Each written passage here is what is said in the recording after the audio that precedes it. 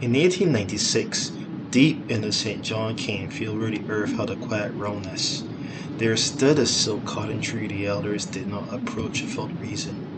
The cane bent away from the clearing as though the roots had pushed something upward long ago, and the land had never settled properly again. The sick were brought there before sunrise and laid between the great roots when their suffering began to feel older than their bodies. Eliza was brought when the pain inside her began waking her each night. There was no wound or fever, yet her bones ached as though something inside her wished to make room for herself. When she was laid against the roots, the soil felt cold enough to sting through her skin. Her body loosened quickly, the tightness inside her unfastening as though careful fingers worked patiently beneath her flesh. Then the earth shifted once beneath her back, not violently, but with the slow certainty of something turning to face what had been offered. When Eliza opened her eyes, the pain had gone completely. She breathed easily but did not rise at once. Her gaze followed the lines of the roots as though watching something move just beneath the surface of the soil. On the walk home, she stopped once and looked back into the cane, her face emptied of childhood.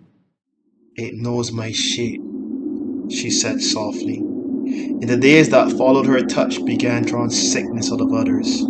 Fevers cooled beneath her palms. Trembling limbs grew still. People came quietly, careful not to speak openly of what they feared they might be feeling. Each time she eased another's suffering, something in her expression grew more distant, as though her attention remained partly elsewhere, listening to something that had learned her voice from the inside. Her grandmother began waking at night to the sound of slow movement across the floorboards, though Eliza remained lying still in bed. Once, in the lamplight, the old woman saw the girl standing before the mirror without blinking, her reflection unmoving for several seconds after her body had shifted, as though it needed time to understand how to follow. The grandmother returned alone to the silk cotton tree and pressed her hands against the bark. Beneath the surface she felt warmth that pulsed too slowly to belong to any tree. The soil between the roots seemed softer than before, disturbed by something that no longer rested as deeply as it once had. "You have taken the child's suffering," she whispered. The earth settled faintly inward, "but you have given it enough to begin learning." The elders spoke then in lowered voices of what waits beneath certain trees whose roots drink from deeper memory than the island itself. They said the silk cotton does not heal, it transfers pain downward.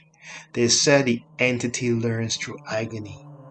It learns the weight of bone, the rhythm of breath, the tension held between the eyes. When given enough of one's life suffering, it begins to understand how that life is worn. After that year, Eliza no longer woke afraid. Sometimes she woke already sitting upright, breathing slowly, as though something inside her had risen first and allowed the rest of her body to follow. And sometimes, when she looked into the mirror, she did not move at all, waiting with terrible patience for the reflection to move before she did.